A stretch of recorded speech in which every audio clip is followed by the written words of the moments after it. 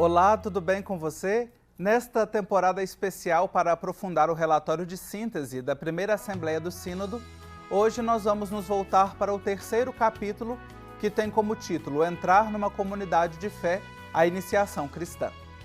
A iniciação cristã é o itinerário através do qual o Senhor, mediante o ministério da Igreja, nos introduz na fé pascal e nos insere na comunhão trinitária e eclesial. Assim afirma o documento. E quem reflete com a gente hoje sobre este assunto, posso dizer que são duas pessoas apaixonadas pela área, duas pessoas muito queridas, a Lucimara Trevisan e o padre Tiago Fatini. A Lucimara, que está comigo aqui no estúdio, ela é diretora do Centro Loyola de Belo Horizonte, coordenadora da Comissão Bíblico-Catequética do Regional Leste 2 e assistente episcopal do Vicariato para a Ação Pastoral da Arquidiocese de Belo Horizonte. Lucimara, que bom ter você aqui mais uma vez, depois de muito tempo. Você esteve logo no início do Igreja Sinodal, né? Verdade. Uma alegria estar aqui. Obrigado.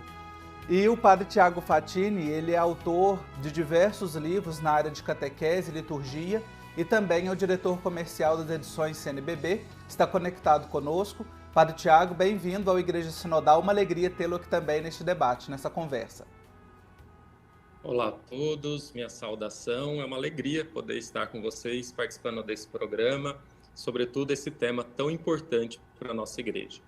Obrigado. Eu quero começar aqui trazendo para a gente nivelar a conversa, porque falamos de iniciação cristã, eu fiz uma citação do relatório de síntese, que inclusive eu tenho ele aqui comigo, né? Já mostrei nos programas anteriores, mas talvez não seja claro para todo mundo, Lucimara e Padre Tiago, eu gostaria de ouvi-la, Lucimara. O que a gente pode entender como iniciação cristã? Eu gosto muito de utilizar uma expressão do padre Francisco Taborda, que é um jesuíta especialista em sacramentos, um teólogo, grande teólogo, em que ele diz assim que iniciar alguém na fé é encarinhar a pessoa por Jesus Cristo. Gosto muito dessa expressão. Bonita, muito né? bonita. Quer dizer, você vai fazer um processo, um caminho com Jesus, em que você vai dar a conhecer quem é Ele, e a pessoa vai, ao descobrir quem é Ele, vai se apaixonando, vai se, assim, movendo a sua vida, não é? Na direção dele, querendo cada vez mais conhecê-lo, segui-lo, não é? Na comunidade cristã. Então, é a própria comunidade quem oferece essa possibilidade à pessoa de fazer um caminho com ele, né? E quem possibilita que ela faça esse itinerário para encarinhar essa pessoa, não é? Por Jesus Cristo. Olha que expressão bonita, que ternura, né? E acho que ela representa bem, né, esse itinerário, que não se trata apenas de colocar dentro de uma forma, de doutrinar, né? Mas é realmente de levar aproximar para viver este encontro, né, com a pessoa de Jesus Cristo. Exato. Né? Que eu acho que é o grande fascínio também do catequista, ele que também possibilita, né? Ele que faz isso em nome da comunidade e que ajuda essa pessoa a descobrir o tesouro que é, não é, o Evangelho, que é seguir Jesus Cristo. Padre Tiago, depois de nós escutarmos esta expressão tão bonita que a Lucimara nos traz, né, para ajudar a entender a iniciação cristã, aqui no relatório de síntese, nas convergências, né, que fruto dos diálogos, das conversas, nós temos aquilo que foi comum, nós encontramos uma afirmação muito bonita que diz que, na prática da iniciação cristã, a comunidade experimenta a primeira forma de sinodalidade, né? Nesse contexto da iniciação cristã. Gostaria que você comentasse, nos ajudasse a entender essa expressão, a comunidade cristã experimenta a primeira forma de sinodalidade. Pois é, a iniciação é um processo que favorece, porque nesse caminhar juntos, a comunidade cumpre um papel importante, que é essa acolhida daqueles que estão sendo inseridos na comunidade. Então, quando nós vamos estudar a iniciação, a gente consegue identificar 3 dimensões. A primeira é a dimensão catequética, feita pelos catequistas, a dimensão litúrgico-celebrativa e depois a dimensão afetiva. Então, a comunidade ela está envolvida nessas 3 dimensões, sobretudo nessa dimensão afetiva, de acolher, e introduzir numa experiência de fé daquela comunidade. Então, sem dúvida, a iniciação é um lugar privilegiado de sinodalidade, de acolhida, de caminhar juntos. E aqui traz ainda, né, nessa expressão, que às vezes a comunidade não se dá conta. Na prática pastoral, a comunidade talvez não se dê conta de que ela é esse espaço privilegiado para o exercício da sinodalidade, especialmente na iniciação à vida cristã. Como é que nós podemos pensar, Lucimara, nas nossas comunidades? Você lida muito com formação de catequistas, de agentes de pastoral, né? Despertar essa sensibilidade da comunidade para este lugar de exercício, de vivência da sinodalidade. Então, eu acho que a gente precisa cada vez mais, não é, melhorar os nossos espaços sinodais dentro da comunidade, né? Que são os conselhos da comunidade, a participação em todos os âmbitos, né? A vida comunitária, muitas vezes, ela vai ficando mecânica, me vem essa palavra, né? E as pessoas vão cumprindo alguns horários, algumas ações, né? E a gente precisa recuperar o gosto de estar junto, de se reunir, de se encontrar, não é?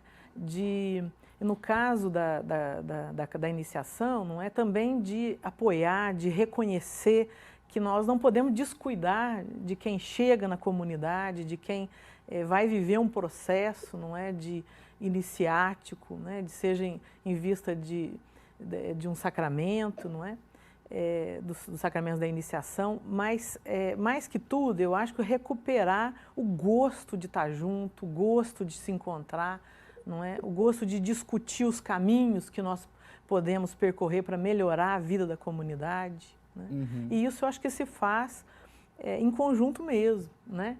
É lento, às vezes demorado, porque em conjunto você precisa aceitar as diferenças, né, que existem entre os membros da comunidade. Mas o nosso objetivo é um só, que é, de fato, testemunhar Jesus e viver aí esse segmento dele, não é? Testemunhando ele também no mundo, não é? A comunidade que é essa que de fato chama atenção pela maneira com que ela vive, com que ela se relaciona, com que ela cria relacionamento, com que ela vai testemunhando o seu agir no meio daquela realidade, né? Uhum. A Lucimara trouxe uma expressão aqui e que me tocou, que é essa dimensão processual da iniciação cristã e que me parece que é também uma inovação no sentido da gente olhar para esse itinerário catequético que a gente tem visto nos últimos anos. Porque a gente vinha, pelo menos assim, em muitas comunidades, não dá para generalizar, mas o processo catequético muito em vista do sacramento, né? E assim, quase que numa estrutura escolar, você faz um processo, vai passando de série até chegar no sacramento, que nas convergências traz, né, o batismo, a confirmação e a Eucaristia, como se fosse uma espécie de formatura. O Padre Tiago, queria que você, né, como é que nós podemos, né, também trabalhar essa mudança de mentalidade, ou talvez eu esteja equivocado, vocês dois são especialistas da área, eu estou mais na comunicação, mas eu ainda percebo isso em muitas comunidades. Ainda tem alguma mentalidade assim? O que a gente pode fazer para mudar isso e converter para esse processo como a Lucimara nos apresentava? Pois é, infelizmente ainda temos uma mentalidade de catequese como escola em preparação apenas para a recepção de um diploma, entre aspas, que são os sacramentos, né? Sobretudo a Eucaristia e confirmação. Então, o Concílio Ecumênico Vaticano II, através da Sacrosanto Concílio, que esse ano irá completar 60 anos, nos faz esse convite de voltar às fontes, às origens e redescobrir esse processo catecumenal da igreja primitiva, que tinha lá, entre o século II e o século IV, esse processo muito delimitado, esse processo muito constituído. Então, acho que o primeiro passo é a gente redescobrir a nossa história, o porquê que nós chegamos aqui, como era lá atrás, né? Então, de fato, perpassar pela tradição e aprender com aqueles que vieram antes de nós, né? Então, conhecendo esse processo, vai nos abrir uma série de possibilidades para superar essa catequese, muitas vezes sacramentalista, para uma catequese em que o sacramento deixa de ser fim e passe a ser meio, né? De tal modo que o fim da iniciação seja essa inserção na vida da comunidade, seja essa inserção numa comunidade de fé, né, completa. E o sacramento, então, vai se tornar meio e não fim para que isso aconteça. Então, é uma mudança de mentalidade e, de modo especial, voltar ali ao pedido do Concílio Vaticano II e voltar àquela experiência das primeiras comunidades é um passo fundamental. Peraí, vamos abrindo a nossa mente, alargando o nosso olhar para realmente, né, como nos pede aqui o relatório, entrar numa comunidade de fé, né, viver esse processo bonito que tem nos partilhado aqui a Lucimara Trevisan e o Padre Tiago Fatini. Nós vamos fazer um intervalo bem rapidinho e já já nós continuamos conversando sobre esses elementos presentes aqui no capítulo 3º do relatório de síntese da Assembleia do Sínodo, que aconteceu no mês de outubro e que aponta luzes, caminhos indicativos para a Igreja até a segunda sessão que acontece em outubro de 2024. Espero você, até já. Estamos de volta já com o nosso programa. Eu agradeço você que acompanha conosco semanalmente essas reflexões e convido para que você confira todos os programas que estão disponíveis no YouTube. Basta você procurar @Igreja Sinodal e ali você encontra todos os programas, as reflexões, os aprofundamentos que nós já fizemos da primeira Assembleia Eclesial, depois da síntese continental, do Instrumentum Laboris, agora no relatório de síntese, ou seja, o Igreja Sinodal está te colocando inteirado de todos os temas que são caros à Igreja neste tempo que o Senhor nos concede. E agora nós estamos olhando para este capítulo, né, do relatório de síntese que traz como tema a iniciação cristã, entrar numa comunidade de fé. Padre Tiago, eu quero retomar contigo aqui a conversa, porque dentre as questões a aprofundar aqui no relatório, aparece uma referente ao sacramento do batismo. Como que a gente pode melhorar ou favorecer a compreensão do sacramento do batismo integrada à vida da comunidade e não apenas como um evento ou algo de forma isolada na vida da comunidade e da pessoa? Acho que é excelente esse tema e a gente abordar essa reflexão na iniciação cristã. Aqui no Brasil, nós temos uma experiência bonita que é conduzida através do documento 107, Iniciação à Vida Cristã, Formar Discípulos Missionários de Jesus Cristo. E nesse documento, que vai trazer diretrizes para todas as nossas dioceses, comunidades, sobre iniciação, ele vai falar sobre a importância de aproveitarmos todas as oportunidades para iniciarmos na fé. E nós sabemos que a maioria do nosso povo, na nossa igreja, é batizado durante a infância, ainda de bebê, né? Então, acho que uma oportunidade que nós temos é superar, como você disse, esse batizado, muitas vezes, como um ato social, e aproveitar a oportunidade que pais e padrinhos pedem o batismo para o filho e afilhado, e ali propor uma catequese batismal, ou seja, ao invés de dar só aquele curso de batismo e batizar, oferecer um caminho processual para que esses pais e padrinhos, que na maioria das vezes não são iniciados, não participam da vida da comunidade, possam conhecer a nossa comunidade, a doutrina, fazer uma experiência de fé e aproveitar, então, o batismo dos filhos, né, ou dos futuros padrinhos, aliás, dos futuros afilhados, e assim poderem serem inseridos e acolhidos nessa comunidade de fé. Então, acho que, sobretudo quando falamos de batismo de crianças, nós temos aí uma grande oportunidade de iniciação à vida cristã. Quando o Padre Tiago fala aí dessa questão dos cursos de batismo, né? Não vou dizer que no Brasil não, lá na Grécia ainda tem muita comunidade oferecendo esse processo de formação para o sacramento do batismo ali. Faz 1 horinha, 2 horinhas, depois assina um certificado e leva, né? Ou seja, é realmente uma mudança de mentalidade grande que a gente precisa de fazer, de trazer para a nossa prática pastoral, para a nossa vida comunitária. E acho que isso exige uma mudança de lógica, Lucimara. E aí é que o documento fala de uma lógica catecumenal. Como é que essa lógica catecumenal, o que ela pode inspirar? Esse processo que a gente está comentando aqui desde o início do programa de hoje, né, é um itinerário catecumenal de inserção, de introdução, de acompanhamento. Como é que essa lógica pode inspirar outras pastorais, movimentos e serviços nas nossas comunidades?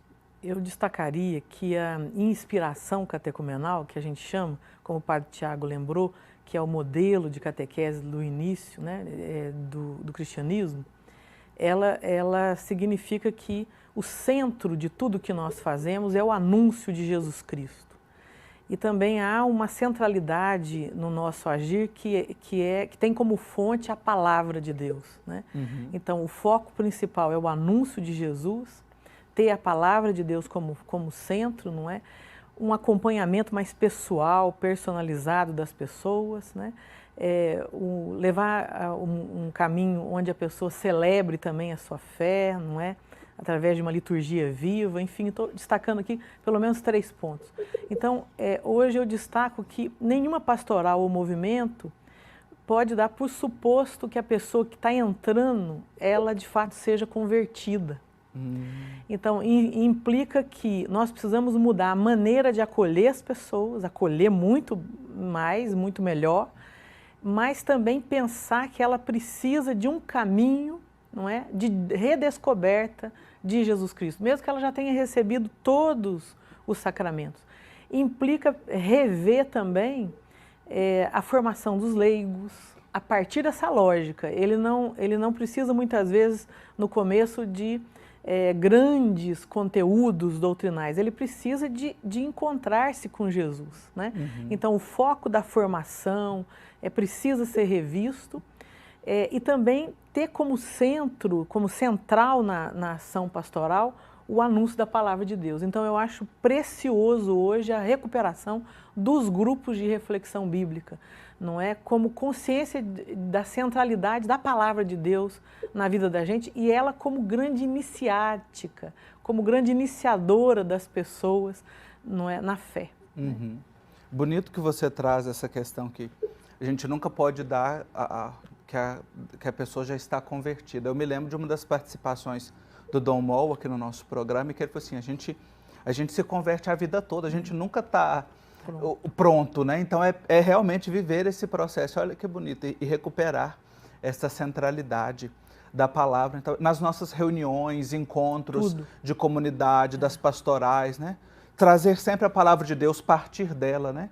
A inspiração bíblica, a iluminação bíblica, né? E aqui, partindo já para o final do capítulo, né, que sempre trazem as convergências, os pontos a aprofundar e as propostas. As 3 propostas, Padre Tiago, que estão descritas aqui, elas tocam a liturgia, né, como a primeira e fundamental escolha de discipulado e fraternidade, que deve ter uma linguagem mais acessível e também deve valorizar outras formas de oração comunitária que não seja somente a celebração da Eucaristia. Concretamente, né, pensando na vida das nossas comunidades de fé, o que nós podemos fazer para implantar essas propostas aqui litúrgicas, partindo dessa experiência da iniciação cristã? Sem dúvida, Marcos. A Sacrosanto Concílio vai dizer que a liturgia é a fonte e o ápice de toda a vida da Igreja. Porque na liturgia nós celebramos aquilo que nós professamos, que é o mistério da nossa fé, da paixão, morte e ressurreição do Senhor.